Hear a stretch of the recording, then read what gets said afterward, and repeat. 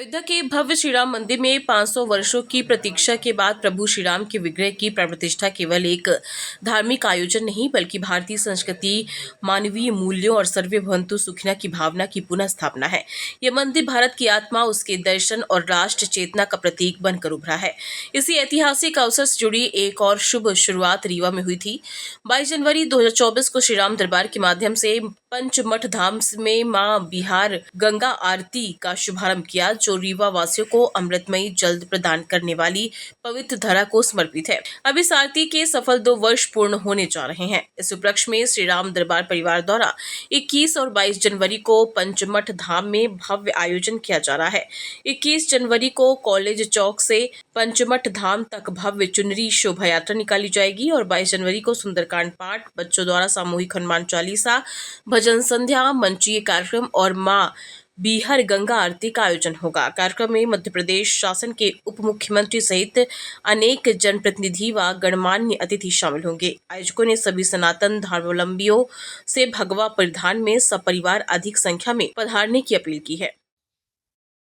अयोध्या में 500 वर्ष की लंबी प्रतीक्षा के बाद जब रामलला की प्राण प्रतिष्ठा हुई तो उस रामलला की प्राण प्रतिष्ठा का अर्थ था भारतीय संस्कृति और जीवन मूल्यों की प्रतिष्ठा, सर्वे भवन्तु सुखिनः की प्रतिष्ठा, उन आदर्शों और मूल्यों की प्रतिष्ठा जिनकी आवश्यकता न केवल भारत को है बल्कि पूरे विश्व को है। राम हमारी चेतना के मंदिर है।